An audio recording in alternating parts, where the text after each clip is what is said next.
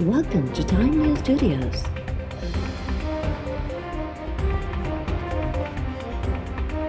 You are watching 3 p.m. Bulletin. Peoples party chairman Bilawal Bhutto Zardari जी हुकूमत खिलाफ बेतमादी रिथ आणण वारी तजवीज़ खां पोइ PDM में थरथलो। अॻूणे वज़ीर आज़म नवाज़ शरीफ़ सां ॻाल्हि ॿोल बाद मौलाना फज़लुर रहमान जो अॻूणे सदर आसिफ ज़रदारी सां फ़ोन ते राब्तो। मुल्की सियासी सूरतहाल ते ॻाल्हियूं। ज़रियनि मूजिबि मौलाना फज़लुर रहमान ऐं आसिफ ज़रदारी हुकूमत मुख़ालिफ़ तहरीक खे तेज़ करण ते इतफ़ाक़ करे वरितो। नवाज़ शरीफ़ ऐं मौलाना फज़लुर रहमान विच में फ़ोन ते राब्ते दौरान बेतमादी रिथ वारी तजवीज़ सूधो ॿियनि मामलनि ते ॻाल्हियूं। नवाज़ लीग जी दरख़्वास्त ते PDM तरफ़ां 5 फरवरी ते रिथियल जलसे जो हंधु तब्दील करण जो फ़ैसिलो। ज़रियनि जो चवणु आहे त PDM जो जलसो रावलपिंडी बदिरां मुज़फ़्फ़राबाद में कयो वेंदो।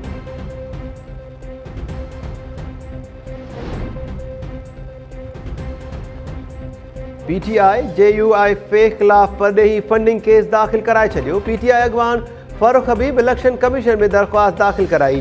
दरख़्वास्त में JUIF जे अॻूणे अॻवान हाफ़िज़ हुसैन अहमद तरफ़ां ॾिनल इंटरव्यू जो मुसविदो बि शामिल। ज़रियनि मूजिबि दरख़्वास्त में लिखियो वियो आहे त हाफ़िज़ हुसैन अहमद पंहिंजे इंटरव्यू में मौलाना फज़लुर रहमान लाइ लीबिया ऐं इराक़ मां फंड्स वठण जो एतराफ़ कयो। मौलाना फज़लुर रहमान सूधो ॿियनि अॻवाननि केतिरा ई भेरा ॿिन्ही मुल्कनि जा दौरा बि कया।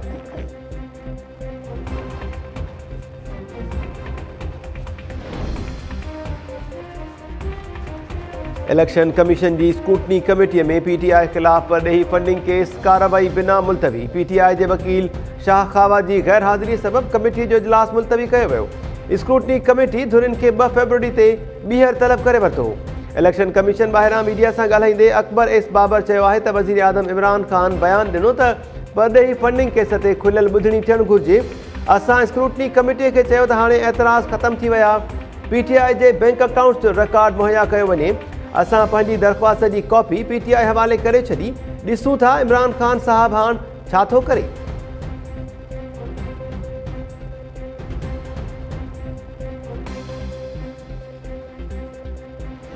तो मुल्क की अदालतें मौजूद हैं, आप एप्लीकेशन दें, वहाँ पे रेफरेंसेस के फैसले होंगे। जो लोग कहते हैं कि हमने धेले की तरफशनी की, आप यकीन करें कि उनके खिलाफ अरबों की तरफ तो मेरा साहब ये आज़ाद का झगड़ा छोड़ रही है नैब का जो आपसे ज़ाती इंतकाम लेगा। किसी किस्म के ज़ाती इंतकाम का कोई सवाल पैदा नहीं होता। मेरी इंजीनियरिंग इतनी अच्छी होती तो मैं किसी महकमे का चीफ इंजीनियर बन के रिटायर ना होता। किसी किस्म की पॉलिटिकल इंजीनियरिंग का कोई सवाल नहीं। और जिन लोगों का ये कहना है नैब और पाकिस्तान साथ साथ नहीं चल सकते, उनसे मुद्दलाना गुजारिश है कि नैब और पाकिस्तान साथ साथ चल सकते हैं, करप्शन और पाकिस्तान साथ साथ नहीं चल सकते। ये तनकीद तामीरी नहीं है कि जी नैब को नंगा कर देंगे, ये कोई तनकीद नहीं है। भाई आप क्या करेंगे? आप पहले खुद को अपना लिबास दुरुस्त कर लें। एक सूबे अंदर अरबे रुपयनि जी सरकारी कणक में घोबियूं लॻियूं। ॿुधायो वियो त कणक कुआ खाई विया। वॾनि कुअनि खे पकड़ियो त 10 खां 15 अरब रुपयनि जी रक़म वापसि अची वई। NAB chairman retired justice Javed Iqbal चयो आहे त पॉलिटिकल इंजीनियरिंग ऐं सियासी इंतकाम जो सवाल ई पैदा नथो थिए। जेके सम्झंदा नैब ज़्यादती करे रहियो आहे उहे अदालतुनि में दरख़्वास्त दाख़िल कराइनि। धमकियुनि ऐं ब्लैकमेलिंग सां एहतिसाब आॾो रंडकूं पैदा नथियूं करे सघिजनि। नैब ऐं पाकिस्तान गॾु हली सघनि था, पाकिस्तान ऐं करप्शन गॾु नथा हली सघनि। पहिरीं जिन वटि मोटरसाइकिल्स हुयूं अॼु उन्हनि जा दुबई में प्लाज़ा आहिनि। इस्लामाबाद में वापारियुनि खे ख़िताब दौरान नैब चेयरमैन चयो त मुल्क अरबनि रुपयनि जो कर्ज़ी थी वियो आहे। वापारियुनि ऐं सीड़पकारनि लखे माण्हुनि खे रोज़गार ॾिनो। वापारियुनि जी शिकायतुनि जो अज़ालो कयो वेंदो।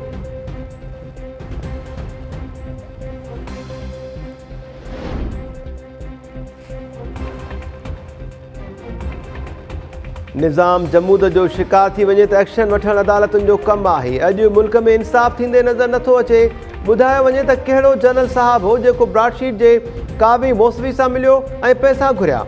अॻूणे वज़ीर आज़म शाहिद खान अब्बासी चयो आहे त इहो तासुर पैदा करण जी कोशिशि कई पई वञे त सियासतदान करप्ट आहिनि। ब्रॉडशीट त हिकु केस आहे। नैब जो रिकॉर्ड मंज़र आम ते आयो त सवे अहिड़ा केसिस ज़ाहिर थी वेंदा जंहिं मयार ते सियासतदाननि खां सवाल कया वञनि था। कामोरनि जजिस ऐं जनरल सां बि ईअं सवाल कया वञनि। परवेज़ मुशर्रफ जो बि रिमांड वरितो वञे। ब्रॉडशीट जा समूरा दस्तावेज़ अवाम आॾो पेश कया वञनि त परदे पोयां लिखियल केतिरा ई नाला ज़ाहिर थी वेंदा।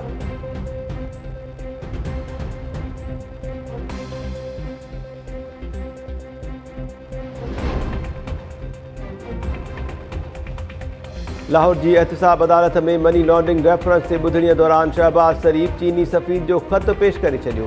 शहबाज शरीफ चयो आहे त चीनी सफ़ीर संदन दौर में शुरू थियल मनसूबनि जी साराह कई आहे। हिक कैदी खे चीनी सफ़ीर तरफ़ां ख़त लिखण कंहिं एज़ाज़ खां घटि नाहे। 2 सालनि खां धड़ाधड़ इल्ज़ाम लॻाया वञनि था, पर दुनिया असांजे मनसूबनि खे तस्लीम करे रही आहे। ॿुधणीअ दौरान चीनी सफ़ीर जो ख़त पढ़ण ते प्रोसिक्यूटर तरफ़ां एतराज़ वारियो वियो।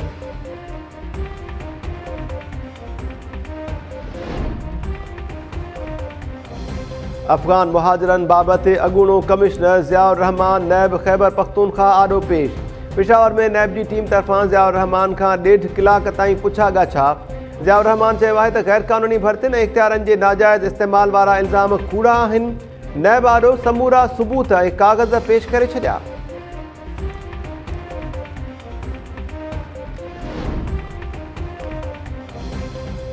लाड़कानो में घर में चोरी के इल्ज़ाम में गिरफ़्तार कयल नींगरी के गुम करण जो इल्ज़ाम। नींगरी अतिया चांडियो के वारसन जो एहतजाज। मुज़ाहिरीन दाहियो आहे त पुलिस चोरी इल्ज़ाम में नींगरी के गिरफ़्तार करण बाद गुम करे छॾियो आहे। पुलिस पारां नींगरी के गिरफ़्तार करण की तरदीद। टाइम न्यूज़ से ख़बर नशर थियण बाद SSP नोटिस वरितो।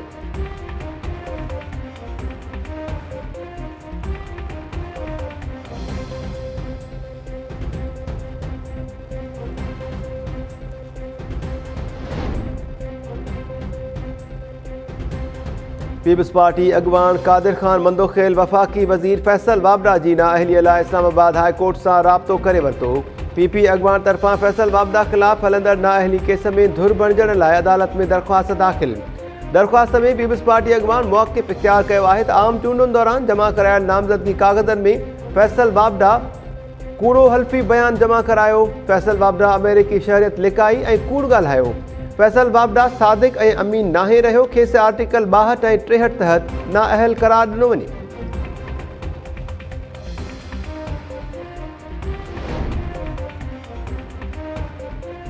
सिंध काबीना बरसात मुतासिरनि जी इमदाद लाइ 4 अरब 2 करोड़ रुपया जारी करण की मंजूरी ॾेई छॾी। बरसात मुतासिरनि खे इमदादी रक़म मोबाइल बैंकिंग ज़रिए ॾियण लाइ 3 रुकनी कमेटी क़ाइमु। कमेटी में senior member board of revenue, नाणे ऐं जनरल एडमिनिस्ट्रेशन खाते जा सेक्रेटरी शामिल। वॾे वज़ीर तरफ़ां रेवेन्यू खाते के 15 ॾींहनि में इमदादी रक़म जारी करण की हिदायत। काबीना थरपारकर ज़िले में एंटी इंक्रोचमेंट पुलिस स्टेशन क़ाइमु करण की मंजूरी ॾेई छॾी। स्टेशन लाइ 3 करोड़ 20 लख रुपया रखण की भी मंजूरी।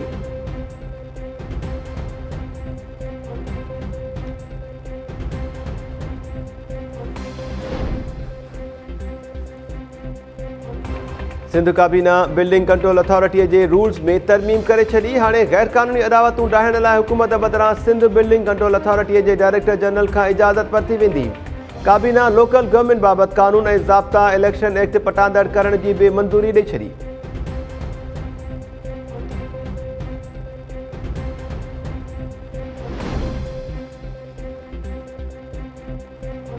हाँ उस्तादन जूं भर्तियों यूनियन काउंसिल ऐं तालके वाइज थींदियूं। सिंध काबीना उस्तादन की भर्तियुनि के हवाले से 3 रुकनी कमेटी जोड़े छॾी। BS एजुकेशन B.Ed ऑनर्स लाइ 4 मार्क्स, M.Ed लाइ 2 मार्क्स ऐं B.Ed पास करण लाइ 1 मार्क मुक़रर। ये मार्क्स उन्हनि उम्मीदवारनि खे मिलंदियूं जेके लिखत वारो इम्तिहान पास करे चुका हूंदा। वॾे वज़ीर की सदारत हेठ काबीना इजलास दौरान आगाही ॾिनी वई त सिंध में PhDs जूं 30,000 ऐं JSTs जूं 7,000 जायूं ख़ाली आहिनि। निसार खोड़ो, सरदार शाह ऐं सईद गनी ते ॿधल कमेटी खां नयनि भर्तियुनि बाबति सिफ़ारिशूं तलब।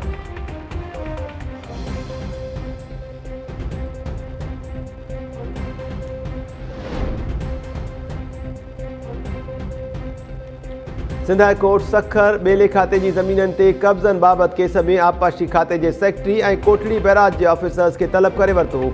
रेंजर्स के कब्ज़ा ख़त्म कराइण लाइ इंतज़ामिया की मदद करण जो हुकुम।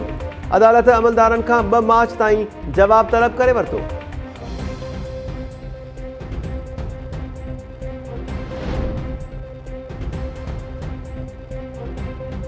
शिकारपुर वेझो बाईपास से ट्रक ऐं मोटरसाइकिल में खौफनाक टक्कर। 2 मासूम भेनरूं फौत, ज़ाल मुड़ुस ज़ख़्मी। बदनसीब मोटरसाइकिल सवार फैज़ू लाड़े खां ॻड़ी यासीन तरफ़ वञी रहिया हुआ त हादसे जो शिकार थिया। भिटशा वेझो अनजातल गाड़ी के टक्कर में मोटरसाइकिल सवार फ़ारूक अली राजड़ अजल जो शिकार।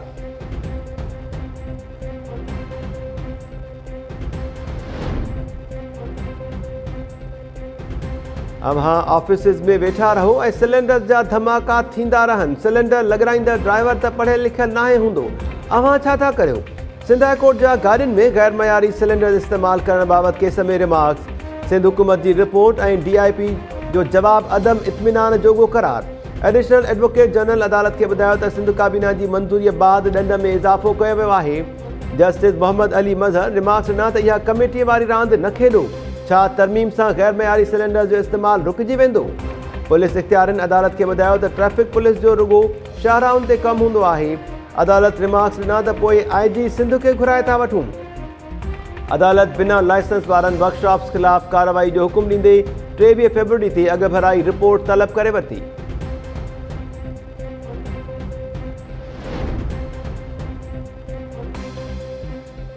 गुम थियल शहरनि जा वारिस धिका खाई रहिया आहिनि, पर हुकूमत खे को ख़्याल ई नाहे हाणे ईअं न हलंदो।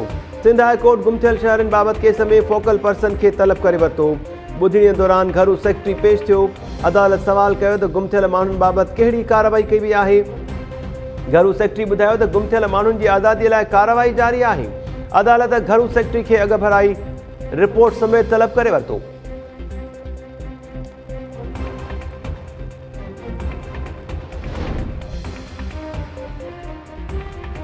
कोट गुलाम मोहम्मद भरसां 2 ॿारनि जे पीउ बेरोज़गारी सबबि आपघात करे छॾियो। पूनम चंद जो घर मां फाहो खाधल लाश हथायो। पुलिस मामले जी जांच न कई।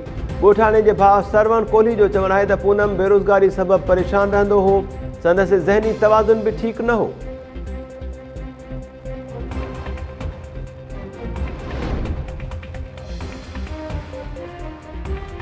हाला में ॻोठाणनि सां फ्रॉड करण जे इल्ज़ाम हेठि पुलिस अहलकार ख़ुदाबख्श कुंभार गिरफ़्तार। अहलकार ते ॻोठाणनि खे जाइ वठी ॾियण बहाने 17 लख रुपयनि जे फ्रॉड जो इल्ज़ाम आहे।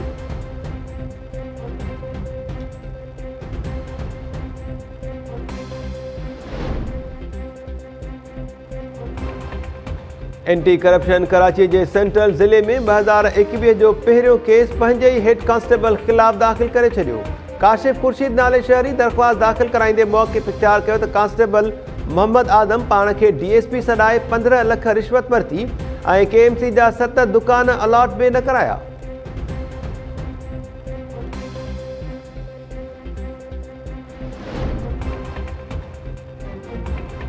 सखर बागिरजी जे कचे में मुक़ाबले में फुल फ्राई कयल लोहारी जे मालिक ॾिनो भेरी तौरु सुञाणप। SSP मूजिबि जवाबदार मालिक ॾिनो भेरी पुलिस मुक़ाबलनि ऐं क़त्ल समेत केतिरनि ई केसिस में घुर्बल हो।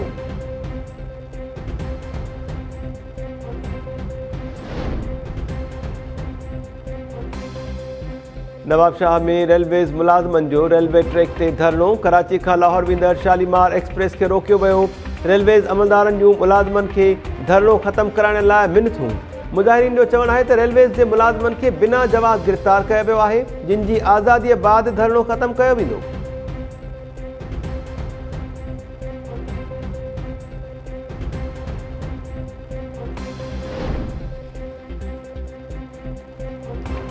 कंडियारो वेझो ॻोठ कबीर घांगरो जे रहवासियुनि जो पुलिस जी ज़्यादतियुनि ख़िलाफ़ धरणो। ॻोठाणनि इल्ज़ाम हयो आहे त DSP कंडियारो बासरनि जी चुरच ते 2 नौजवाननि सिकंदर ऐं आचर खे गिरफ़्तार कयो आहे। नोटिस वठी इंसाफ़ ॾियारियो वञे।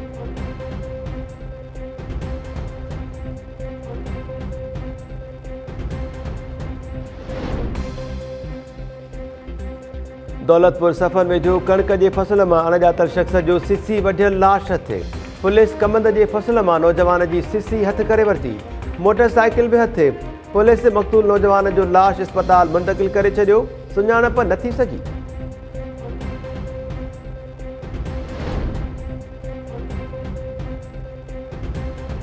गढ़ी हसन वेझो पुलिस जो दरगाह ते छापो। 6 ॼणा गिरफ़्तार। पुलिस अहलकारनि मेले मां बदकूं बि खणी लॉकअप करे छॾियूं। पुलिस जो चवणु आहे त जुआ जो केस दाख़िल कयो आहे, वधीक जांच कयूं पिया।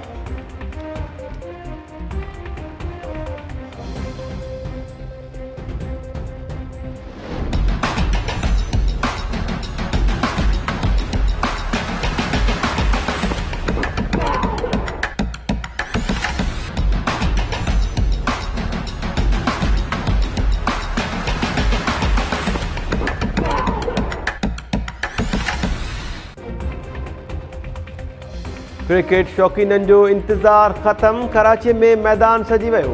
पहिरीं टेस्ट मैच में पाकिस्तान ऐं ॾखण अफ्रीका जूं टीम्स आम्हूं साम्हूं। ॾखण अफ्रीका 7 विकेट जे नुक़सान ते 185 रन साहे वरितियूं। पाकिस्तान तरफ़ां टेस्ट में डेब्यू कंदड़ हिपरो वासी नौमान अली 2 विकेट्स वरितियूं।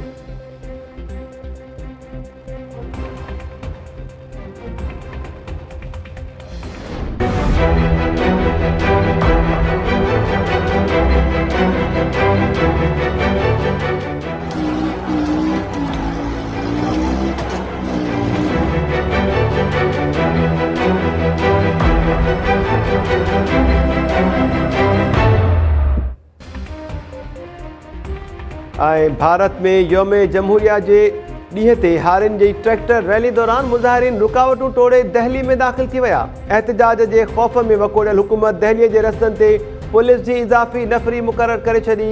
दहली में बस स्टॉप्स, एयरपोर्ट और रेलवे स्टेशन ते सिक्योरिटी में वाध। भारत के गादी वारे शहर नई दिल्ली के सरहदुनि ते 2 महीननि खां हारी धरड़ो हणी वेठल। हारियुनि तरफ़ां भारतीय सरकार खां तकरारी ज़रई कानून वापस वठण जो मुतालबो।